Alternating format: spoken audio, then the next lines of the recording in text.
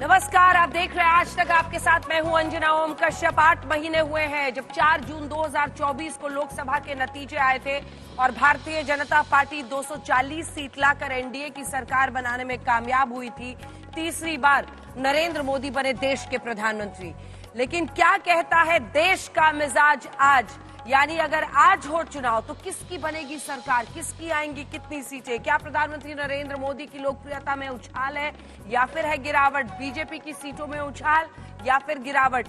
लोकसभा के नतीजों के 8 महीने बाद वोट प्रतिशत के नजरिए से अगर हम देखें तो इंडिया गठबंधन कहां खड़ा दिखता है, एनडीए कहां खड़ा दिखता है, बीजेपी कहां खड़ी दिखती है, कांग्रेस पार्टी कहां खड़ी दिखती है, मुख्यमंत्रियों की लोकप्रियता में कौन आगे है कौन पीछे है, आंकड़े क्या कहते हैं? ये इंडिया का सबसे बड़ा मिजाज नापने वाला वो सर्वे है जिसके जरिए हम साल में 2 बार आपको बताते हैं कि जनता क्या कह रही है, क्या वो मौजूदा सरकार के पक्ष में है या खिलाफ है।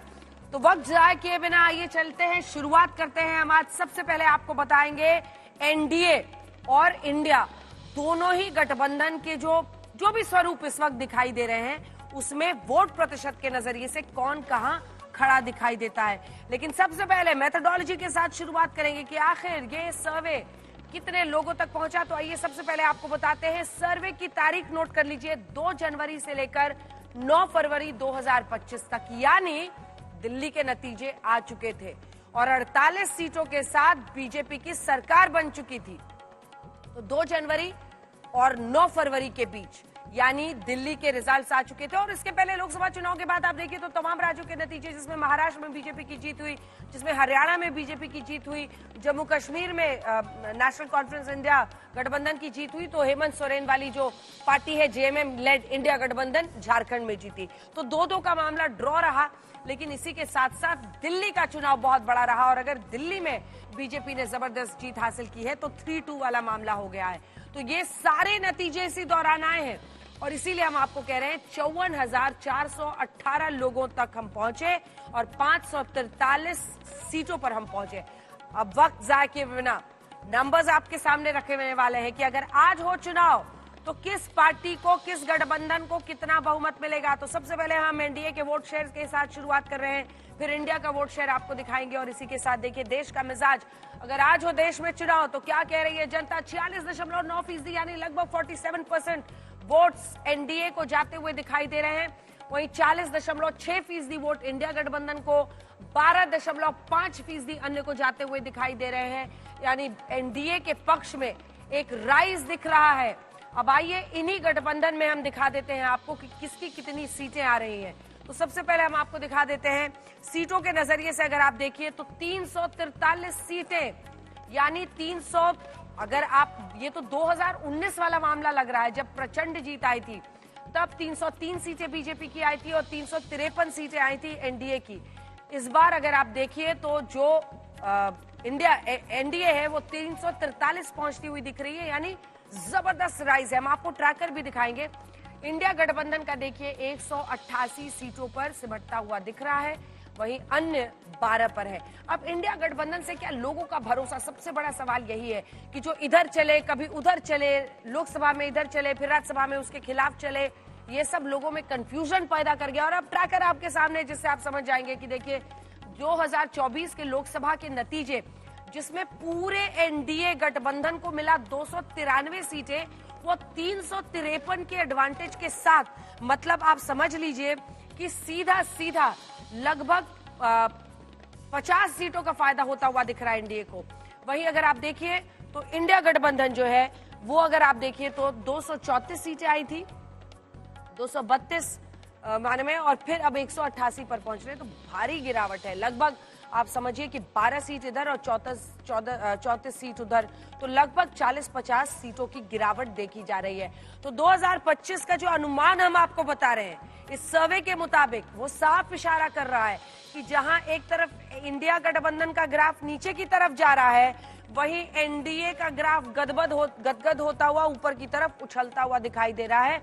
293 जून में नतीजे आए पूरे एनडीए के, 299 पहुंचा वो, और वहां से फिर देखिए 343 पहुंच रहा है। अगर आज हो देश में चुनाव तो एनडीए का प्रेडिक्शन है 343 और अब पार्टी वाइज आपको नंबर्स दिखा देते हैं। सबसे पहले हम शुरुआत बीजेपी से कर रहे हैं और उसी के साथ आपको कांग्रेस के भी नंबर्स दिखाएंगे। तमाम जो दल हैं उनके नंबर्स अगर आप देखिए तो वोट परसेंटेज में अगर आज हो चुनाव तो क्या अपने दम पर बहुमत पाने की स्थिति में है बीजेपी? 240 आई थी 4 जून 2024 को। ये देखिए, सबसे पहले हम आपको वोट परसेंट दिखा रहे हैं। बीजेपी 40.7%, उछाल साफ देखी जा रही है, 40.7%। वहीं कांग्रेस पार्टी को अगर आप देखिए तो 19% के आसपास था और वो 20.5% पहुंचते हुए दिखाई दे रहे हैं और अन्य को 38.8% दिखाई दे रहा है। अब जल्दी से सीट्स आपको दिखा देते हैं क्योंकि सीट से ही आप समझ पाएंगे कि किसको कितनी सीटें आ रही। 281 यानी भारतीय जनता पार्टी 281 सीटों के साथ अपने दम पर बहुमत पा सकती है अगर आज हो चुनाव तो। वहीं 99 सीटों से लुढ़क कर कांग्रेस पार्टी आ गई है 78 सीटों पर और अन्य को 184 सीट आती हुई दिखाई दे रही है। यानी भारतीय जनता पार्टी अगर आज हो 2025 में चुनाव तो 2 जनवरी से लेकर 9 फरवरी 2025 तक 54,000 लोगों ने देश में कहा, ऐसा उन्होंने अपनी बात बताई, जिससे सीट कैलकुलेशन जब आप प्रोजेक्शन करते हैं तो 281 सीटें यानी अपने दम पर, यानी नरेंद्र मोदी जबरदस्त वापसी करते हुए इन आंकड़ों के मुताबिक दिखाई दे रहे हैं। और वही वोटिंग ट्रेंड अगर आप राज्यों में भी देखिए तो चाहे हरियाणा हो, महाराष्ट्र हो, दिल्ली हो, इन तमाम जगहों पर कांग्रेस को, इंडिया गठबंधन को, आम आदमी पार्टी को करारी शिकस्त देने में बीजेपी कामयाब हुई है। यानी जबरदस्त, जिसको आप कह सकते हैं सुपर वापसी, ये नरेंद्र मोदी की दिखाई दे रही है, जिसमें 240 के साथ वो बहुमत के आंकड़े से पीछे रह गए थे 24 में, लेकिन अगर आज हो चुनाव तो वो जा रहे हैं 281 यानी अपने दम पर बहुमत पाते हुए दिखाई दे रहे हैं। हमारे साथ कई खास मेहमान जुड़ रहे हैं। अजय आलोक जी हमारे साथ जुड़े हैं जो कि राष्ट्रीय प्रवक्ता है बीजेपी के। यशवंत देशमुख जी जिन्होंने ये पूरा सर्वे किया है, करते आए हैं इंडिया टुडे के लिए, वो हमारे साथ जुड़ गए हैं। आलोक शर्मा जी कांग्रेस पार्टी के राष्ट्रीय प्रवक्ता हमारे साथ जुड़ गए हैं। लेकिन देश के मिजाज सर्वे में आइए सबसे पहले आपको अपनी ये रिपोर्ट दिखाते हैं, उसके बाद करेंगे चर्चा की शुरुआत। सबसे पहले एक बार ट्रैकर जरा आपको फिर से दिखा देते हैं और ट्रैकर दिखाते हुए आपको समझ में आ जाएगा कि पार्टी वाइज भी ट्रैकर अगर आप देखिए तो आपको लगेगा एकदम जैसे कि एक के ग्राफ बनता हुआ बीजेपी के लिए दिखाई दे रहा है, क्योंकि जहां वो, हालांकि हम लोकसभा को इस बार ले रहे हैं, लेकिन 19 में अगर आप देखिए तो 303 सीटें आई थी, वहां से 240 पर पहुंचे और अभी का प्रेडिक्शन है 281। वही अगर आप लोकसभा से देखिए तो 240 से 244 और फिर 281 पर पहुंचते हुए बीजेपी का आप देख रहे हैं 99 से, माफ कीजिएगा, कांग्रेस का 99 से 106। ये अगस्त 2024 की बात है जब सर्वे हुआ था, जब उसका सेकेंड हाफ हुआ था, और फिर अभी आप फरवरी में आइए तो 78 पहुंच रहे हैं। तो जो लोकप्रियता है वो अगस्त से भी अगर आप देखिए तो अन्य के लिए भी घटी है, कांग्रेस के लिए भी घटी है, लेकिन बीजेपी के लिए एकदम स्केलिंग हाइट्स जिसको कहा जाता है। तो ये संकेत बीजेपी के लिए बहुत अच्छे हैं। मुझे लगता है कि अभी तो इंतजार करना है काफी अगले चुनाव के लिए, 4 साल का, 8 महीने ही बीते हैं लोकसभा के, लेकिन ये जो राइज है अजय आलोक जी, आपकी नजर में इसकी 3 बड़ी वजह आपको क्या लगती है? मतलब ये आपके लिए ऑब्वियसली बहुत लूज बॉल है, लेकिन आपको बढ़त दिख रही है, तो वजह क्या दिखती है आपको? 3 वजह बताइए।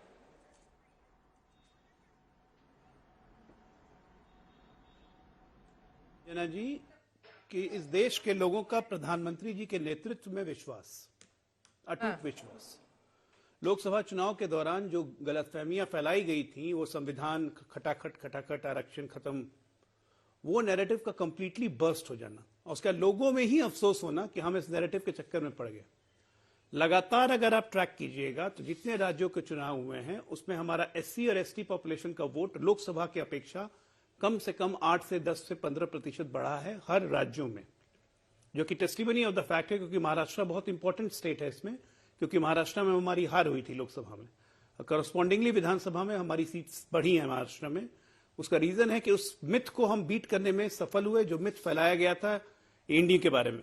तो मुझे तो अब आश्चर्य हो रहा है कि अब आप इंडी अलायंस को जज कैसे कर रही हैं, क्योंकि न चिंदी बची न बिंदी बची है, तो इंडी कहां से बचेगा?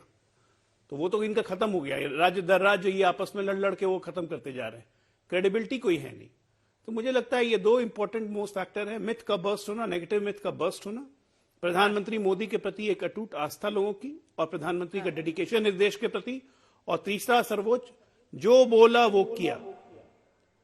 आते के साथ आयुष्मान योजना, 70 साल के ऊपर के लोगों को लेना, महिलाओं के लिए सब काम करना, केंद्र सरकार के जितने फैसले हुए हैं, बजट हुआ है, इन तमाम फैक्टर्स को लेके कि एक पॉजिटिव वातावरण देश में है और देश उसको एंजॉय कर रहा है। और हम वो इंडिया टुडे का मैगजीन भी दिखा रहे हैं, नंबर्स भी दिखा रहे हैं। आलोक शर्मा जी, अब आप अपनी पार्टी की तरफ से मोर्चा संभालिए, यशवंत जी को दिखा दीजिए, क्योंकि उन्हीं का सर्वे है धमाकेदार वापसी, इंडिया टुडे में इसे नाम दिया गया है। और प्रधानमंत्री नरेंद्र मोदी के नेतृत्व में जिसे कहा जाता है कि मतलब चूंकि स्पष्ट बहुमत नहीं आया था पिछली बार, वहां से अगर 281 पहुंच रहे हैं तो ये बड़ी बात है। आलोक शर्मा जी, क्या मुझे पता है कि आपको ये रिजल्ट भा नहीं रहा होगा, लेकिन ये एक सर्वे है, देश का मिजाज जानते हैं, अभी कोई चुनाव भी नहीं है, बिहार के चुनाव में लंबा वक्त है। ये सर्वे है जो बाई एनुअली आज तक करता है, इंडिया टुडे ग्रुप करता है। अंजना जी, उसमें इंडिकेशन है कि आप फिसल रहे हैं। देखिए अंजना जी, सर्वे से ही शुरू करते हैं। लगभग 54,000 लोगों का सैंपल साइज है, 543 सीटें हैं। आज एवरेज जो है 20 लाख के करीब, 18 लाख से 20 लाख के करीब एवरेज वोटर है। सैंपल साइज हमारा 1000 है। ये सैंपल कहां से लिए गए, किन राज्यों से लिए गए, क्या राज्यवार या विधान लोकसभा वाइज क्या बराबर सैंपल लिए गए, कौन सी स्टेट से कम लिए गए, कौन सी से ज्यादा लिए गए, क्या क्वेश्चन था, ये अपने आप में 4-5 बड़े सवाल हैं। और सबसे बड़ा सवाल यह है कि जो व्यक्ति इस सर्वे को पूरा कर रहा है उसकी जो क्रेडिबिलिटी है वो अपने आप में संदिग्ध है। उसकी नजदीकियां बीजेपी और आरएसएस से रही हैं, बट अदब से कहना चाहूंगा, और वो भी मानते हैं कि हाँ नजदीकियां रही हैं। अब वापस आते हैं, आपने जो सवाल बीजेपी के प्रवक्ता महोदय से पूछा कि कौन से ऐसे कारण हैं कि मोदी जी का ग्राफ बढ़ गया, मुझे बता दीजिए कौन सा ऐसा कारण है जो पिछले 1 साल में हुआ हो। पिछले साल जब 2024 में अप्रैल और मई में चुनाव हो रहे थे, तब तो राम मंदिर का इतना बड़ा ये लोग वो करके चल रहे थे, उसको आधार लेकर चल रहे थे। उसके बावजूद ये उत्तर प्रदेश में और तमाम राज्यों में ये बुरी तरह से इनकी सीटें घटी थी। उत्तर प्रदेश में 1 साल में ऐसा क्या हो गया कि आपको सीटें बढ़ी हुई नजर आएंगी। महाराष्ट्र में जो नतीजे आए हैं, इलेक्शन कमीशन पूरी तरह से कटघरे में खड़ा है। आज 10 दिन हो गए, माननीय राहुल गांधी जी ने जो सवाल यहां पर पार्लियामेंट के अंदर उठाए थे, उनमें से एक का जवाब अभी तक इलेक्शन कमीशन ने नहीं दिया है। चाहे विदेश नीति हो, अभी डोनाल्ड ट्रंप वाला मैटर हो, चाहे कोई ये मामला ले लीजिए आप, कोई चीज महंगी से सस्ती हो गई हो किसी भी रूप में, तब तक तो बजट का भी कोई असर प्रभाव नहीं दिखा होगा। और बजट का भी प्रभाव ऐसा कोई नहीं था कि जिसकी वजह से इतना बड़ा उसके अंदर चेंजेस आ जाए। विदेश नीति आज हालत क्या है वो देख लीजिए। अर्थशास्त्र के मामले में, इकोनॉमी में कोई चीज ऐसी बड़ी आपको नजर आती हो जिसकी वजह से ऐसा हो रहा है। दिल्ली के चुनाव के नतीजे बीजेपी के पक्ष में इसलिए आए हैं कि पार्टी केजरीवाल हारी है और हम एक ऑल्टरनेट के तौर पर अपने आप को रिप्रेजेंट नहीं कर पाए हैं। ये पक्की बात है। लेकिन मैं बार बार पूछ रहा हूं, इकोनॉमी हो, विदेश नीति के मामले में, फॉरेन पॉलिसी के मामले में, सोशल पॉलिसी के मामले में, कोई एक चीज बता दीजिए जो राम मंदिर से बड़ा फैक्टर हो। उसके बावजूद आप कह रहे हैं कि बढ़ रही है संख्याएं, तो मैं केवल ये कहूंगा कि ये मीडिया के माध्यम से बीजेपी का प्रोपेगेंडा है। चलिए, मीडिया के माध्यम से बीजेपी का प्रोपेगेंडा है, इसका आप जवाब दीजिए। लेकिन आलोक जी, आप स्वतंत्र हैं ये जानने और मानने के लिए कि आपको जो भी वजह दिखाई देती हो। लेकिन मुझे अभी याद है 8 महीने पहले राहुल गांधी जी ने ही कांग्रेस पार्टी के लिए, इंडिया गठबंधन के लिए 280 पार का आंकड़ा प्रोजेक्ट किया था। सीटें नहीं आई, जनता ने नहीं दी। लेकिन आपको जो भी समझना हो, मानना हो, आप स्वतंत्र हैं, मानिए। लेकिन आप चुके जल्दी से 400 पार वाला नहीं, 400 पार वाले भी 240 पर आ गए थे। हाँ ठीक है, 400 पार वाले भी 240 पर आए, लेकिन फिर भी प्री पोल अलायंस में 400 पार का मैं भी कहूंगा। आलोक शर्मा, लेकिन प्री पोल अलायंस में उन्होंने जो जिन पार्टियों के साथ गठबंधन किया था, उसके साथ उन्होंने अपनी सरकार बना ली तीसरी बार, और आप लोग ताकते रह गए। लेकिन फिर भी ठीक है, आप स्वतंत्र हैं ये मानने के लिए कि आप ही लोगों की हवा चल रही है, अच्छी बात है। जल्दी से यशवंत देशमुख जी, क्योंकि उन्होंने सीधा आप पर प्रश्न किया है। मैं नहीं कह रहा कि हवा चल रही है, बहुत सारे बिंदु हैं, उस पर भी मैं चर्चा करूंगी, लेकिन जल्दी से। असल में मुझसे सर्वे और उसके बारे में अगर मेथोडोलॉजी और बाकी सवाल पूछते अंजना ज्यादा बेहतर रहता। और राजनीतिक प्रश्न वो राजनीतिक विचारधारा की पार्टियों के ऊपर लगाएं, वो ठीक है। मेरे पिताजी, मेरे ताऊ जी, मेरे घर के बड़े लोग अगर संघ के वरिष्ठ प्रचारक रहे हैं, इससे कोई इनकार नहीं। लेकिन इसका मतलब ये नहीं कि मेरा संबंध है, मेरे पिताजी से मेरे संबंध तो पिता पुत्र के रहेंगे ना, कि वो भी आप बदल देंगे। आलोक जी, आपके भी अपने पिताजी के साथ में संबंध रहे होंगे ना। पिता पुत्र के संबंधों को राजनीतिक संबंध का तकाजा नहीं दिया मेथोडोलॉजी, इसलिए as a professional methodology. Yashwant ji, नहीं, बिल्कुल आपके सवाल आपके सवाल, आप आज मेथोडोलॉजी पे तक इंडिया पूछें। टुडे सर्वे में एनडीए को जबरदस्त बढ़त मिलती हुई दिख रही है और अगर आज हो चुनाव तो 343 सीटें एनडीए को प्रचंड बहुमत मिलता हुआ दिखाई दे रहा है। वहीं भारतीय जनता पार्टी अपने दम पर 281 सीटों के साथ सरकार बनाती हुई दिख रही है। वहीं बीजेपी जो 240 पर अटक गई थी, वो सैंपल साइज को लेकर यशवंत जी प्रश्न कर रहे थे कि बहुत छोटा है। इस पर सैंपल आपका साइज response? इतना समझिए अंजना कि दुनिया में जितने भी होमोजेनस नेचर की सोसाइटीज होती हैं, वहां पर एक यूनिवर्स को नापने के लिए 1200 का सैंपल साइज ही बहुत होता है। हम लोग अमेरिका में सर्वे करते हैं, 1200 सैंपल साइज पे हम पूरे अमेरिका का नाप के बता देते हैं। भारत चूंकि विविधताओं से भरा देश है, इसलिए हमने बड़ी सैंपल साइज ली है और ये बहुत अच्छी और हेल्दी सैंपल साइज है। ठीक है, इसमें कोई दिक्कत नहीं है। इंडिया टुडे का अंक खरीदिए, उसमें बहुत डिटेल्ड में एक पेज छाप के मेथोडोलॉजी के ऊपर नोट है, जरूर आप उसे पढ़िए। नहीं आप ले रहे हैं तो हम आपके घर में उसकी एक प्रति भिजवा देंगे। लेकिन सवाल ये नहीं है कि जो मैसेंजर्स जो आपको आंकड़े बता रहे हैं, आप उनको सवालों पे कटघरे में खड़ा करें। सवाल ये है कि पिछले 6 महीने में 99 सीट के बाद में जो एक नैरेटिव सेट हुआ था, एक बड़ा जो माहौल बना था अंजना, उसके बाद में हरियाणा में क्या हुआ, जम्मू में क्या हुआ, महाराष्ट्र में क्या हुआ, दिल्ली में क्या हुआ। जिन गलतियों से भाजपा को सीखना था वो तो सीख के आगे बढ़ गई, लेकिन 99 को 199 और 240 को 140 समझने की जो गलती शायद विपक्ष ने की, मुझे लगता है वहीं पर कुछ न कुछ उनके साथ में गड़बड़ है। हमारे ऊपर आरोप लगाने और मीडिया के ऊपर आरोप लगाने से अगर समस्याओं का समाधान हो रहा हो विपक्ष का, तो उनको मुबारक है वो समाधान, लेकिन मुझे लगता नहीं कि समस्याओं का समाधान इससे होगा। शायद आंकड़ों को ध्यान से दें, जिस ओर आलोक जी जिस ओर इशारा कर रहे हैं वो भी हमारे ही आंकड़े हैं। इकोनॉमी को लेकर, अर्थव्यवस्था को लेकर के 60-60, 70-70% लोगों ने लगातार 5 साल में कहा है कि रसोई चलाना मुश्किल हो रहा है, वो भी हमारे ही आंकड़े हैं। जो इनकम टैक्स के स्लैब्स को लेकर के मध्यम वर्ग नाराज रहा, वो भी हमारे ही आंकड़े हैं। तो आपको तमाम चीजें, ग्लास हाफ फुल, गिलास आधा भरा है कि गिलास आधा खाली है, ये आपको मिलेगा। आप अगर बशर्ते आंकड़ों को पढ़ के अपनी नीति बनाना चाहें, अपने को उस हिसाब से जनता के माहौल के साथ में जो आप कह रहे हैं उसका जवाब अगले सवाल के जनता के रिस्पांस में आ जाएगा। लीडरशिप क्रेडिबिलिटी, ये शब्द और इस शब्द से तमाम पार्टियों को परहेज है, लेकिन ये सवाल पूछा जाएगा और कोई भी पॉलिटिकल जर्नलिस्ट और एनालिस्ट आपसे पूछेगा लीडरशिप क्रेडिबिलिटी में आप कहां हैं। ये प्रश्न जब जनता से सर्वे में पूछा गया, तो आइए आपको बताते हैं प्रधानमंत्री मोदी के कामकाज से कितने लोग खुश हैं, नहीं हैं। ये प्रश्न पूछने पर जो आगे के आंकड़े, अजय आलोक जी थोड़ा सा इंतजार कर लीजिए क्योंकि बहुत सारे नंबर्स हैं मुझे बताने हैं। बहुत अच्छा कहने वाले देखिए 36.1% लोग हैं जो बहुत अच्छा मान रहे हैं, तो ग्रीन में हमने रखा है। अच्छा कहने वाले 25.7% हैं, वो भी ग्रीन में है। ऑस्टिन से मामला ऑरेंज होता चला जाता है जो कि 15.8 है, 8.3 है, 12.8 है। तो जो उनकी अप्रूवल रेटिंग्स है तो आप देखिए कि मतलब 62% के आसपास इसमें उनके कामकाज को लेकर 62% तक लोग कह रहे हैं कि उनका काम अच्छा या फिर बहुत अच्छा है। हम सब पर आएंगे एक एक करके। अगला प्रधानमंत्री कौन, जब ये प्रश्न जनता से पूछा गया तब देखिए जनता का रिस्पांस क्या था।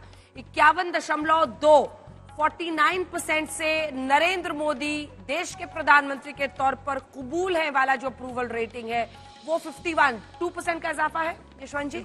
वहीं अगर आप देखिए तो राहुल गांधी भी जो पिछली बार 22 के आसपास थे, उनमें 24.9, वो लगभग 25% पहुंच गए हैं, तो उनकी भी रेटिंग्स में इजाफा है। लेकिन गैप देखिए, गैप अगर 26% का है तो वो है ममता बनर्जी 4.8 और अरविंद केजरीवाल देखिए जो कि नंबर 3 पर थे, वो फिसल कर पहुंच गए नंबर 5 पर।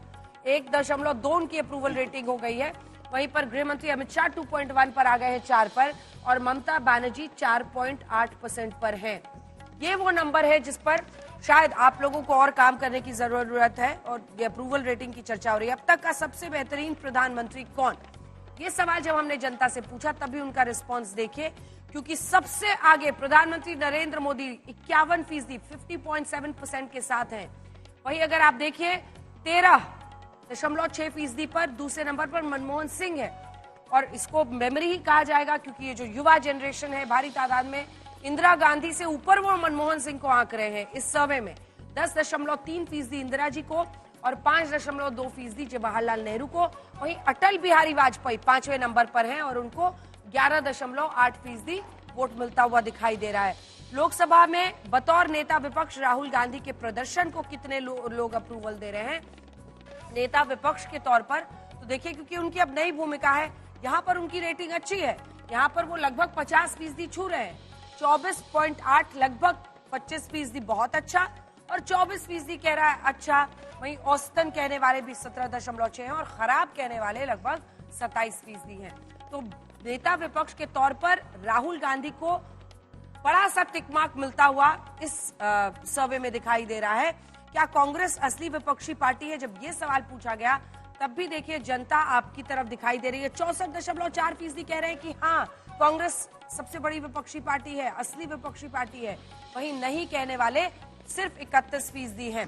कांग्रेस को कौन बेहतर चला सकता है, ये सवाल भी जब पूछा गया तो राहुल गांधी इसमें सबसे ऊपर है। 36.4 कह रहे हैं राहुल गांधी, उसके बाद से 11.2 प्रियंका गांधी, 8.4 सचिन पायलट और 2.7 मल्लिकार्जुन खड़गे। जैसे सचिन पायलट की लोकप्रियता बहुत इंटरेस्टिंग बनके कई बार सामने आती है। अब अगला प्रश्न जिस पर हम बाद में चर्चा करेंगे, इंडिया गठबंधन बना रहना चाहिए, लेकिन उसके नंबर्स मत दिखाइए, होल्ड रखिए, जल्दी से एक रिएक्शन इस पर ले लेते हैं। लीडरशिप क्रेडिबिलिटी आलोक शर्मा जी, जिसमें यह सर्वे दिखा रहा है कि राहुल गांधी तो ऊपर बढ़े हैं 2%, लेकिन प्रधानमंत्री भी बढ़े हैं और गैप 26% का है। यह क्या आपके लिए सबसे बड़ी चिंता नहीं होनी चाहिए? देखिए अंजना जी, सबसे बड़ा तो प्रश्न जो है वो अपने आप में ही बायस्ड है। एक लीडर ऑफ अपोजिशन जो अभी 1 साल से मात्र बना है व्यक्ति, उसकी तुलना आप कर रहे हैं जो 11 वर्षों से एक प्रधानमंत्री। स्वाभाविक है कि 8,000 करोड़ 10,000 करोड़ के जो जहाज में व्यक्ति चल रहा है, तमाम संवैधानिक संस्थाओं को काबू करके, और जिस तरह से 8,000 करोड़ का एडवर्टीजमेंट दे रहा है, तो क्रेडिबिलिटी की जहां तक बात आएगी वो व्यक्ति आगे निकलेगा। एक एलओपी की तुलना आप एलओपी से करें, वो समझ आता है। दूसरा प्रश्न आपने बेस्ट पीएम वाला लिया। अरे भाई, पंडित जवाहरलाल नेहरू की शक्ल नहीं जान रहे हैं लोग, नई जनरेशन, आप उनसे तुलना करवा रहे हैं। 11 साल में जो युवा पीढ़ी आई है, भाई ऑल टाइम पीएम पे किससे चर्चा होगी? आलोक जी, एक सेकंड, आलोक जी प्लीज थोड़ा सा लॉजिक को प्रिवेल करने दीजिए। आपकी हर बात से राखों पर, एक बार आवाज नीचे कीजिए, एक बार आपकी हर बात से राखों पर। लेकिन ऐसे ही प्रधानमंत्री के तौर पर मनमोहन सिंह के पास भी एज था, लेकिन सत्ता परिवर्तन किसके नाम पर हुआ? नरेंद्र मोदी के नाम पर। तो अगर आप सत्ता परिवर्तन का सपना देखते हैं तो आपके नेतृत्व में वो क्षमता होनी चाहिए कि वो पिछले नेतृत्व को 10 साल 15 साल 20 साल के भी कार्यकाल के बावजूद चैलेंज कर पाए। चैलेंजर तो चाहिए ना। दूसरा, best PM of all times में तमाम नाम तो दिए जाएंगे ना पूर्व प्रधानमंत्रियों के। अब आप कह रहे हैं नेहरू जी से तुलना मत कीजिए, ये आप जरूर कह सकते हैं कि आज की पीढ़ी उनके बारे में कितना रिकलेक्शन रखती है, उनके काम के बारे में, इस पर गौर करने की जरूरत है। आप अपनी परफॉर्मेंस देखिए सर, आपको जितना गाली देना है यशवंत देशमुख को या अंजना ओम कश्यप को दीजिए। अगर इससे आपका काम चलता है खूब दीजिए, यहाँ पे दीजिए, फिर ट्विटर पे भी दीजिए। लेकिन सवाल तो पूछा जाएगा कि 5 राज्यों में चुनाव हुए हैं लोकसभा के बाद, बीजेपी के 278, 5 राज्यों में मैं बता रही हूं, कुल मिलाकर 278 विधायक बने हैं, कांग्रेस के सिर्फ 75। वो आपका टेस्ट है, लिटमस टेस्ट वो है। यहां पर हंसकर या 2 शब्द ठिठोली के लिखकर उससे परिवर्तन नहीं आएगा सर। मैं बहुत हम्बली आपको सबमिट कर रही हूँ। कहना चाहूंगा कि किसी के बारे में भी कुछ भी बोल देना अच्छा है, बड़ा आसान है, but the party performance is what matters sir. And humbly I am submitting to you 75 विधायक 5 सीट में और 278 बीजेपी के। Please respond on that. एक छोटी सी चीज और बोलना चाहूंगा, विपक्ष को जहां फायदा होता है वो भी तो गिनाया जाता है ना। रिस्पेक्टेबल लैंग्वेज यूज कीजिए। एक बार इनकी आवाज नीचे कीजिए, आलोक शर्मा आवाज नीचे कीजिए। रिस्पेक्टेबल लैंग्वेज यूज कीजिए, जैसा मैं आपके लिए कर रही हूँ। खुद ही बोलती रहेंगी, बोलने नहीं देंगी, इस तरह की भाषा मेरे साथ मत इस्तेमाल कीजिए। मैं आप लोगों को जितना मौका, बराबरी का मौका देती हूं, उसी तरीके से बात कीजिए। Talk with respect and you will get respect. Talk with respect, wait for your turn now. बोलिए यशवंत। एक छोटी सी चीज है कि बीजेपी हारती नहीं है, ऐसा नहीं है। अभी आपने देखा झारखंड में हेमंत सोरेन ने बीजेपी को पटकनी दी। इंसान लड़ता है, विपक्ष लड़ता है, योजनाओं के साथ में, छवि के साथ में, सड़क पे लड़ता है, विधानसभा के अंदर लड़ता है, जनता उसको परखती है और वोट देती है। तो अगर जिस समय बाकी जगहों पे बीजेपी और मोदी का नाम चल रहा था, झारखंड में नहीं चला, वही झारखंड जहां पे हेमंत सोरेन को जेल भी डाला गया। तो ये कहना केवल कि हर जगह पे मीडिया और हर जगह पे सिस्टम बीजेपी के लिए कर रहा है, ये ऐसा उचित नहीं है। दूसरी बात देखिए, 10 सालों में हमारा हो, सीएसडीएस का हो, कोई भी आप सर्वे उठा लें, किसी के उसमें उठा लें, दो चीजें परमानेंट हैं इलेक्शन रिजल्ट में और पॉपुलैरिटी रेटिंग में। भाजपा के वोट कांग्रेस के वोटों के लगभग दोगुना आ रहे हैं, 20% और 40%। आपने 1:2 का रेशियो अंजना वहां पे देखा। पॉपुलैरिटी रेटिंग में 1:2 का रेशियो आपको 25% और 50% पे दिख रहा है। नेता जितना पॉपुलर है पार्टी भी उतनी पॉपुलर है, या दूसरे शब्दों में कहें पार्टी जितनी पॉपुलर है नेता उतना पॉपुलर है।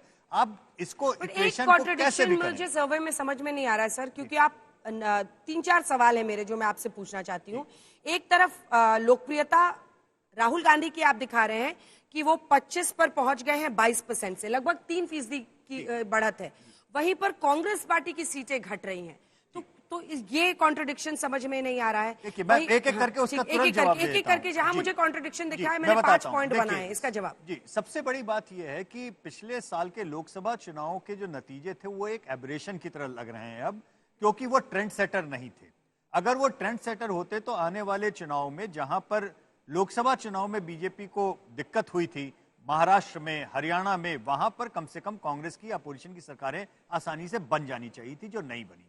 नंबर दूसरी चीज कि कांग्रेस की 99 सीटों में अंजना, ये भी हमें हिसाब रखना पड़ेगा, इसमें से कितनी सीटें ऐसी हैं जो कांग्रेस ने स्वयं अपने पुरुषार्थ से जीती और कितनी सीटें ऐसी हैं जो अपने सहयोगी दलों के कंधे पे चढ़ के जीती। ठीक। तो अगर आप इसको क्लैरिटी के साथ में देखेंगे तो आपको जवाब मिलेगा। अगला प्रश्न छोटा छोटा, क्योंकि मुझे फिर दोनों के पास जाना। आलोक जी भी इंतजार कर रहे हैं और अजय आलोक जी भी। राम मंदिर आप बता रहे हैं सबसे बड़ी उपलब्धि मोदी सरकार की, पॉलिटिकल स्टेबिलिटी यानी राजनीतिक स्थिरता उनकी दूसरी, मतलब पहली बार एंट्री मार रही है बड़े अचीवमेंट में। लेकिन फैजाबाद की सीट बीजेपी हार गई। तो ये क्या कॉन्ट्रडिक्शन नहीं है कि सबसे बड़ी उपलब्धि जिसे लोग मान रहे हैं वो धर्म से जुड़ी हुई कई सीटें ऐसी हैं जहां पर उनको शिकस्त मिल गई? देखिए, ये कॉन्ट्रडिक्शन इसलिए आपको लग रहा है क्योंकि आप उसे यूपी के नजरिए से देख रही हैं, लेकिन हिंदुस्तान में केवल यूपी के वोटर तो नहीं ना, यूपी के बाहर के भी वोटर हैं। हाँ। वो भी तो अपनी राय देंगे। उत्तर प्रदेश के अंदर बीजेपी की जो दुर्गति हुई वो बीजेपी के अपने अंदरूनी सिरदर्द की, अंदरूनी लड़ाई की, बाकी झमेलों के कारण हुई। राजस्थान में बीजेपी की दुर्गति हुई, वो राजस्थान जहां जिस राज्य में बीजेपी ने 50% पोल किया, कांग्रेस ने 37% पोल किया, लेकिन सीटें बराबरी आ गई। तो क्या वहां पर उनकी सिरदर्द का असर नहीं था जो अंदरूनी लड़ाई थी? इंडिया गठबंधन को लेकर जो आगे के प्रश्न उस पर हम आएंगे, लेकिन अजय आलोक जी, चूंकि ये नंबर्स आपको फेवर ही कर रहे हैं, तो इस पर कुछ और अगर इश्यूज पॉइंट आउट करना चाह रहे हैं आलोक जी, आप हाथ उठा रहे थे, आप अपना पॉइंट बनाइए, बोलिए आलोक जी। मैं तो पहले अंजना जी आपको कहूंगा। आलोक शर्मा जी बोल लें, उसके बाद अजय आलोक जी आप बोल लीजिएगा। आलोक शर्मा जी एक बार बोल लें, आलोक शर्मा जी बोल लें, फिर आप रिस्पॉन्ड कीजिएगा अजय जी। आलोक शर्मा जी। अंजना जी देखिए, आपने कई बार कहा कि इनकी आवाज डाउन कीजिए, मुझे अच्छा नहीं लगा, दर्शकों ने भी देखा। वापस आता हूं, पंडित नेहरू जिनके बारे में बहुत से लोग कोई जानकारी नहीं रखते, हमारे पैनल में भी लोग जानकारी नहीं रखते होंगे कि पंडित नेहरू का इस देश के लिए क्या योगदान है। आज आप उनकी तुलना अगर आप किसी सर्वे में कराते हैं तो मैं उस सर्वे को कंप्लीटली बायस्ड कहूंगा, क्योंकि आज पंडित नेहरू के बारे में जानने वाले कितनी युवा पीढ़ी होगी, कौन सा सैंपल था, क्या क्वेश्चन पूछा गया, क्वेश्चन का साइज क्या था, क्वेश्चन का एंगल क्या था, किस एंगल से क्वेश्चन पूछा गया। इसलिए मैं कह रहा हूं, स्पष्ट तौर पर कह रहा हूं, आप लोग हरियाणा की बार बार कह रहे हैं, 2 दिन पहले सुप्रीम कोर्ट ने फटकार लगाई है इलेक्शन कमीशन को। क्या वो सवाल रखा गया था? क्या इलेक्शन कमीशन निष्पक्ष है? क्या ये सवाल इस सर्वे में था? 3 विधानसभाओं के ईवीएम के लिए फटकार लगाई है कि आपने डाटा कैसे डिलीट कर दिया। महाराष्ट्र में युवा जितने हैं 18 साल से ज्यादा, उससे ज्यादा वोट हैं। क्या ये सवाल उसके अंदर पूछा गया था कि निष्पक्ष चुनाव था? क्या महाराष्ट्र के अंदर नहीं था? मैं समझता हूं कि इस तरह के सर्वे के सवाल क्या हैं, ये अपने आप में बहुत बड़ा सवाल है। आप किस समय पर कर रहे हैं, किसका कंपैरिजन किससे कर रहे हैं। जब राम मंदिर अगर सबसे बड़ा मुद्दा था तो बीजेपी 240 पर क्यों आ गई? राम मंदिर का प्रभाव तो सबसे ज्यादा उस समय पर होना चाहिए था। जब उस समय पर नहीं हुआ, फैजाबाद छोड़िए पूरी यूपी हार गई। अब यूपी में आप मुझे बता दीजिए 1 साल में ऐसा क्या हुआ है कि जिसकी वजह से यूपी में आज ग्राफ बढ़ा हुआ नजर आएगा आपको। महाराष्ट्र में ऐसा क्या हो गया, राजस्थान में ऐसा क्या हो गया। राजस्थान में 500 रुपए का सिलेंडर और 10 तरह की घोषणाएं मोदी जी करके आए थे, और अंजना ओम कश्यप जी ने भी लाल डायरी पे बहुत बात की थी। शायद वो लाल डायरी मिल गई होगी, हिंदू मुसलमान होना बंद हो गया होगा। तो कौन से ऐसे फैक्टर हैं कि मोदी जी का ग्राफ बढ़ेगा? मैं तो वो जानना चाह रहा हूं, और मैं पुरजोर तरीके से जानना चाह रहा हूं। एलओपी के तौर पर राहुल गांधी जी बहुत अच्छा काम कर रहे हैं। राहुल गांधी जी की पर्सनल जो परसेंटेज है वो 3 बढ़ गई है, लेकिन कांग्रेस की सीटें घट गई हैं। अब आप वही सवाल दोहरा रहे हैं जो मैंने भी पूछा था। अजय आलोक जी जल्दी से एक रिस्पॉन्स दीजिए, फिर आप एक साथ दोनों का जवाब दीजिएगा। यशवंत जी बोलिए। अजय आलोक जी, उनका ये कहना है कि कौन से ऐसे मुद्दे हैं जिसमें आपने चमत्कारी झाड़ मतलब जादू की छड़ी फेर दी है जिसकी वजह से अचानक ये उछाल आ जाएगी? अंजना जी, मुझे थोड़ा आलोक भाई को देख के थोड़ा मतलब खराब लग रहा है। इतना रुदाली बने हुए, हर बात पे ही रुदाली करते रहेंगे तो फिर लोग बात क्या करेंगे? अरे भैया, चुनाव खत्म हो गए, एक्चुअल चुनाव 2029 में आएंगे। एक सर्वे है, थोड़ा रिलैक्स होकर बात कीजिए ना। आपने कही विदेश नीति कैसी है? हमारी विदेश नीति जानती है कैसी है आलोक भाई? आज तक बीच में नहीं, मैं बीच में नहीं, अच्छा बीच में नहीं, मैं आपके बीच, आप लोग, अरे मैं बीच में नहीं बोल रहा था। सुनिए तो सही है, अब ये बीच में क्यों बोल रही है? तो फिर रुदाली चालू हो गई, फिर रुदाली चालू हो गई। मैं बता रहा हूँ अरे एक एक करके आ रहा हूँ मैं सब शब्दों का बहुत सही चयन करता हूँ।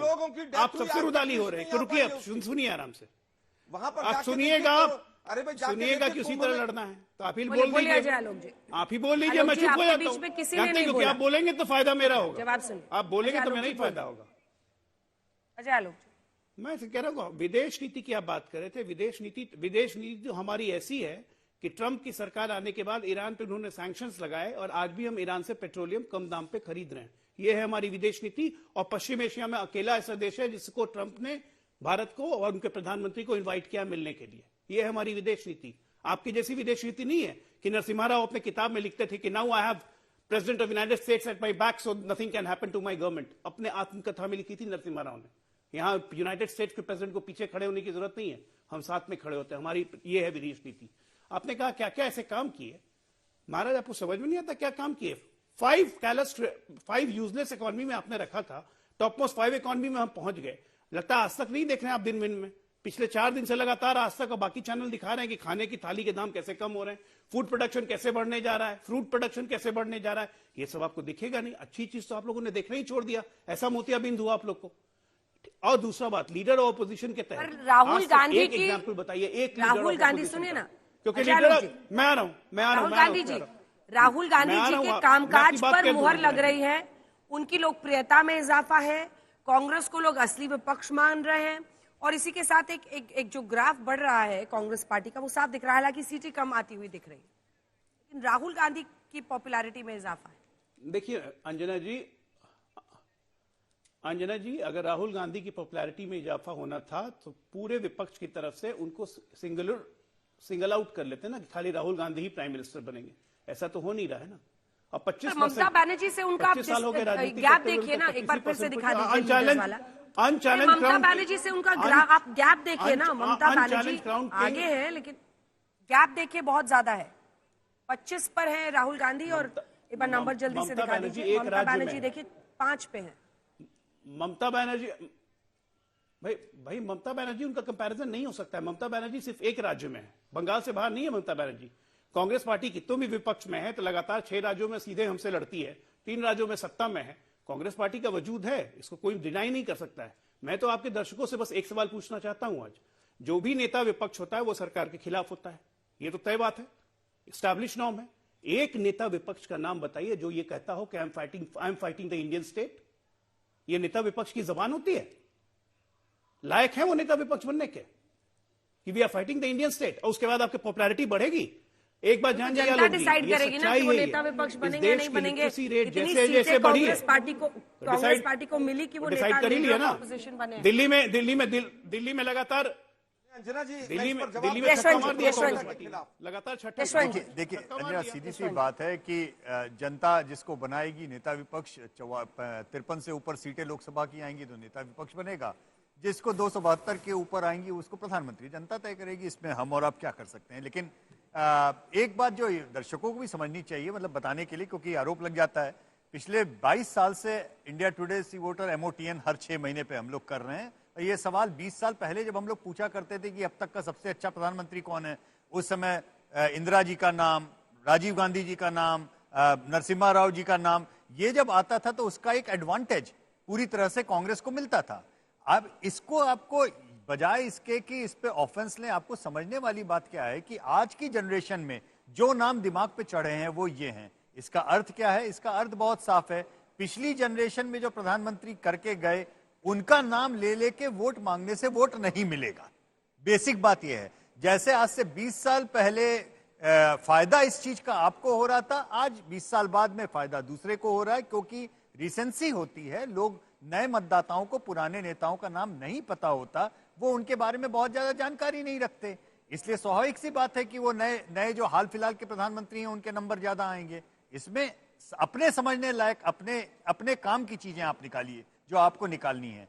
काम की चीज इस सर्वे में जो सामने आ रही है वो ये कि जो नैरेटिव 1 साल पहले लोकसभा चुनाव के बाद में बना था, वो नैरेटिव का लॉस जबरदस्त हो गया है अपोजिशन को इन विधानसभा चुनाव में हार के साथ में। अगर यही कहीं कांग्रेस जीत गई होती विधानसभा चुनाव हरियाणा का, या अरविंद केजरीवाल जीत गए होते यहाँ का, तो टेम्पो बन जाता। नैरेटिव का लॉस जल्दी से एक बार अब दो नाम इंटरेस्टिंग सवाल है वो दिखा के फिर आप दोनों अपनी अपनी बात। अजय आलोक जी रुक जाइए, फिर उनको भी 10 सेकंड बोलना था, टाइम कम रहता है। अजय आलोक जी एक साथ बोलिएगा, क्या इंडिया गठबंधन रहना चाहिए? देखिए ये जब नतीजे आए, चाहे वो हरियाणा हो, तब भी कई नेता दूसरी पार्टियों के बोलिए कि कांग्रेस पार्टी को घेरने लगे। यहाँ आपने भी दिल्ली में घेरा। हाँ कहने वाले 64.9% हैं। इंडिया गठबंधन बना रहना चाहिए ये कहने वाले 65% लोग हैं, और नहीं बने रहना चाहिए कहने वाले 26% हैं। अब ये आंकड़ा बहुत दिलचस्प है, क्योंकि जनता ये मानती है कि जो बीजेपी के सामने तमाम विपक्ष अगर एकजुट रहेगा तो उसके ऑपोजिशन के तौर पर बेटर परफॉर्म कर पाएगा। लोकतंत्र में हर व्यक्ति अंजना बेहतर विपक्ष चाहता है, जनता चाहती है बेहतर विपक्ष। ये आंकड़े बिल्कुल साफ दिखा रहे हैं। सवाल यह है आप जनता की अपेक्षाओं पे खरा उतरने कि नहीं उतरने, ये आपकी समस्या है। अब जनता तो आपको आंकेगी, जनता आपको बोलेगी, जनता अपनी अपेक्षाओं का ठीकरा भी आपके सामने पूरा रखेगी। और अगला सवाल सबसे बेहतरीन मुख्यमंत्री का, तो इसमें एक बार फिर से पहला स्थान ग्रहण कर रहे हैं योगी आदित्यनाथ, मुख्यमंत्री उत्तर प्रदेश, जिनके साथ मार्जिन बहुत ज्यादा है ममता बनर्जी से। वो लगभग 25% के आसपास आगे हैं। 10% पर ममता बनर्जी है, 10.5%। वहीं पर एमके स्टालिन 5.2 पर है। दिलचस्प है, स्टालिन नंबर 3 पर है, और उसके बाद चंद्रबाबू नायडू साहब 5.1 पर है। फडणवीस 4% पे पहुंच गए हैं। वहीं सिद्धारमैया 3.5%, 3.5% के ही आसपास है। हेमंत बिस्वा शर्मा, नीतीश कुमार 3.4 पर बने हुए हैं। ये भी गजब है, मतलब ये भी गजब है। दुनिया अलग से इधर से उधर हो जाए, नीतीश कुमार बने ही हुए हैं। मतलब ये ऐसा पैसिव वोट है अजीबोगरीब, जिसको कुछ कहा नहीं जा सकता। 12 सीटें लोकसभा में लेके आए बीजेपी के बराबर। चलिए, और लास्ट में मोहन यादव भी 2.2 के साथ इस क्लब में अपनी एंट्री कर चुके हैं। दिलचस्प नंबर्स हैं। अब इंडिया गठबंधन को लेकर अजय आलोक जी, ये साफ दिख रहा है कि जनता भी एक स्ट्रॉन्ग ऑपोजिशन चाहती है इस देश में। तो ये इशारा करता है कि आपकी सरकार को लेकर उनके मन में कहीं ना कहीं एक वो भी है कि भैया हमको स्ट्रॉन्ग ऑपोजिशन चाहिए, एक तरफा मामला नहीं होना चाहिए। नहीं, बिल्कुल मैं इससे एग्री करता हूं भाई। आज की तारीख में भी आपने दिखाया कि बीजेपी का वोट परसेंटेज 40% पे जा रहा है, तो कहीं ना कहीं 60% लोग अभी भी हमें वोट नहीं दे रहे हैं। हमारी तो यही कोशिश है कि इस 40% को हमें बढ़ा के 50+ पे ले जाना है। ये हमारी कांस्टेंट कोशिश है। इसलिए जो आप हम लोग को चुनाव मशीन कहती हैं कि 24/7 हम लोग इलेक्शन में बिजी रहते हैं, हमारी कोशिश है इस 40 को 50-55 पे ले जाने की। तो निश्चित तौर पे जो हमारे विरोधी हैं वो क्यों चाहेंगे कि भारतीय जनता इंडिया गठबंधन नहीं रहे, क्योंकि वो जानते हैं अकेले कोई हमसे लड़ नहीं सकता है। मिल के लड़ेंगे तो कुछ ताकत आएगी, जैसा कि इन्होंने पिछली बार कुछ दिखाया, नेगेटिव फेक नैरेटिव चला के। देखिए, जो मैं बात कर रहा था वो बहुत इंपॉर्टेंट है। मैंने लीडर ऑफ अपोजिशन के बारे में एक बात कही कि he is fighting the Indian state. अब डिप्टी लीडर ऑफ अपोजिशन है गौरव गोगोई, उनकी वाइफ है एलिजाबेथ कॉलबॉल। ये जानती है किसके साथ काम कर रही थी? ये काम कर रही थी अली तौकीर शेख। ये कौन है भाई साहब? ये पाकिस्तान प्लानिंग कमीशन के एडवाइजर इन चीफ हैं, उनके साथ ये काम कर रही थी। अब ये क्या नेशनल सिक्योरिटी और इंटीग्रिटी की बात नहीं है कि डिप्टी लीडर ऑफ अपोजिशन की वाइफ एलिजाबेथ कॉलबॉल पाकिस्तान की एजेंसी के साथ काम कर रही है? अगर इसको हम उठाएंगे तो कांग्रेस पार्टी को सफाई देनी चाहिए या नहीं देनी चाहिए, या गौरव गोगोई को सफाई देनी चाहिए या नहीं देनी चाहिए? क्योंकि deputy leader of opposition policy framing में, बहुत सारे गोपनीय चीज में, बहुत सारे चीजों में उसको पता रहता है। ये एक बहुत बड़ा प्रश्न है। तो जब leader of opposition, deputy leader of opposition पे तमाम सवाल उठते रहेंगे तो इस देश की जनता को क्या मूर्ख समझते हैं? और मैंने हमेशा कहा आलोक जी। जैसे जैसे देश की लिटरेसी रेट बढ़ी है, भारतीय जनता पार्टी का ग्राफ बढ़ा है। देखिए, मुझे लगता है कि जनता भी कह रही है कि इंडिया गठबंधन बना रहना चाहिए, डिटेल्स ना पता हो, लेकिन आपके साथी आपको घेर रहे हैं तीनों नतीजों मुद्दों के। पर अंजना जी लेता हूं। जी बोलिए। देखिए, मैं बिल्कुल तीनों इश्यूज पर लेता हूं। इंडिया गठबंधन रहना चाहिए, नहीं रहना चाहिए, लोकसभा के लिए बना था, उसके अच्छे परिणाम आए, आगे क्या होगा, इंडिया गठबंधन आज नहीं है, उसके बारे में बात करना अभी मैं उचित नहीं समझता हूं। दूसरी चीज, चीन पर क्लीन चिट देकर तो बहुत अच्छा काम किया था मोदी जी ने, क्रेडिबिलिटी बनी थी। अडानी के लिए कौन कौन से बॉर्डर्स खुले हैं आज पूरे अखबारों में छपा हुआ है, वो तो बहुत अच्छा नेशनल सिक्योरिटी का विषय है, क्योंकि अडानी को आर्थिक फायदा पहुंचाना है, इसलिए बॉर्डर्स पर रिलैक्स कर दीजिए।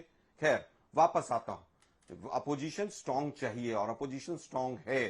5 से 6 कानून जो इस पार्लियामेंट में अभी इस लोकसभा के अंदर रखे गए, स्ट्रांग अपोजिशन की वजह से बुलडोज नहीं कर पाए मोदी जी। एक 150 सांसदों को जिस तरह से सस्पेंड करके कानून पास कराए गए, वो नहीं हो पाए इस बार। क्यों? क्योंकि इस बार अपोजिशन एकजुट होकर सामने खड़ा रहा। अब जो बार बार व्हाट्सएप यूनिवर्सिटी के ज्ञान से बीजेपी के प्रवक्ता तमाम बोलते हैं कि स्टेट के अगेंस्ट बोल दिया, स्टेट के अगेंस्ट। अरे भाई, नेशन और स्टेट दो अलग अलग शब्द हैं। नेशन राष्ट्र होता, राष्ट्र के अगेंस्ट किसी ने बात नहीं की है। नेशन होता है तमाम सरकार संस्थाएं जो सरकार के साथ मिलकर देश के खिलाफ काम करती हैं। हम साफ कह रहे हैं कि जो संस्थाएं बीजेपी के इशारे पर देश के लिए अहित कर रही हैं, उनके हम बिल्कुल खिलाफ लड़ेंगे। क्यों नहीं लड़ेंगे उनके खिलाफ? हम तो बीजेपी के खिलाफ लड़ रहे हैं, बीजेपी के खिलाफ, सरकार के खिलाफ लड़ रहे हैं। क्या हम बीजाप? अरे भाई सुनिए ना भाई, एक बार देखिए, मैं आपके बीच में नहीं बोला, मैं आपके बीच में नहीं बोला। उन्होंने स्टेट वर्ड यूज किया, और स्टेट जो वर्ड यूज पॉलिटिकल साइंस में होता है वो गवर्नमेंट और तमाम संस्थाओं के लिए होता है, और वो हमने किया, और हम पूरी तरह से बीजेपी की सरकार के खिलाफ लड़ रहे हैं। नेशन के, राष्ट्र के खिलाफ नहीं लड़ रहे हैं। पूरा सेंटेंस अगर आप सुनेंगे, और किस कंटेक्स्ट में कहा गया, इलेक्शन कमीशन के कंटेक्स्ट में कहा गया और महाराष्ट्र के नतीजों के कंटेक्स्ट में कहा गया। लेकिन दुर्भाग्य यह है कि चीजों को तोड़ मरोड़ करके और अंग्रेजों के पिट्ठू किसी को भी सर्टिफिकेट देशभक्ति के और देशद्रोह के बांटना शुरू कर देते हैं। वापस आता हूं, अभी जो बात आ रही है कि इंडिया गठबंधन मजबूत होना चाहिए कि नहीं होना चाहिए, बिल्कुल होना चाहिए। अपोजिशन मजबूत होनी चाहिए, लेकिन दुर्भाग्य यह है कि अपोजिशन को कमजोर करने के लिए ईडी, सीबीआई और तमाम संस्थाओं का कौन सा दुरुपयोग नहीं हुआ, कौन सी सरकारों को नहीं गिराया गया, किस तरह से पैसे का दुरुपयोग नहीं हुआ, किस तरह से एमएलए को खरीदा नहीं गया। तमाम संस्थाओं को उपयोग करके महाराष्ट्र की सरकार किस तरह से गिराई गई, पूरे देश ने देखा कि किस तरह से 50-50 सिर्फ 30 सेकंड में रिस्पॉन्ड कीजिए जल्दी से। अजय आलोक जी, ये है चुनाव आयोग की निष्पक्षता से लेकर चुनाव आयोग की निष्पक्षता सबसे पहली बात कब्जे में। अजय आलोक जी जल्दी से। देखिए गुरिल्ला वॉर में सबसे आसान है ना कि वॉर करो और भाग जाओ। इलेक्शन कमिश्नर में शूट एंड स्कूट करते हैं। ये बताएं जरा मुझे, महाराष्ट्र इलेक्शन के पहले 2-2 सेट में सबको वोटर लिस्ट की कॉपी मिली थी कि नहीं मिली थी? हर एक राजनीतिक दल का ये वजूद बनता कि नहीं सारी वोटर लिस्ट को चेक एंड वेरीफाई करें। उस वक्त नहीं किया। इलेक्शन निकल गया, कहीं किया। और जब रिजल्ट आने लगे तो उसके 1 महीने बाद सपना आ रहा है कि ये सब डेटा डेटा सुनिए आप बीच में नहीं, आप बीच में नहीं, आप बीच में नहीं, आप बीच में नहीं, आप बीच में नहीं बोल रहा। मैं आपके बीच में नहीं बोल रहा था, सुन रहा था। कानून में परिवर्तन। चलिए, वक्त इतने की इजाजत देता है। बहुत धन्यवाद आप सभी का हमारे साथ जुड़ने के लिए। यशवंत जी, आपका भी ये तमाम नंबर्स आपके हैं। अब देखना होगा कि क्योंकि ये बाई एनुअली 2 बार हम लोग सालाना करते हैं, तो क्या क्या नंबर्स आगे ट्रैकर क्या ऊपर जाता है, नीचे जाता है। लेकिन कुल मिलाकर बड़ी बात यही है कि अगर आज हो देश में चुनाव, तो इस सर्वे के मुताबिक देश का मिजाज जबरदस्त वापसी करता हुआ नरेंद्र मोदी की दिखा रहा है, जिनमें अपने दम पर बीजेपी की 281 सीटों के साथ सरकार बनती दिख रही है। वहीं 343 सीटें एनडीए की आती हुई दिख रही हैं। लेकिन इसी के साथ साथ कांग्रेस पार्टी में मार्जिनल गिरावट है, वो 99 से लुढ़क रहे नीचे। वहीं राहुल गांधी 2% उनकी लोकप्रियता में इजाफा है, तो प्रधानमंत्री 51 पार पहुंच गए लोकप्रियता में बढ़त के साथ। देखते रहिए।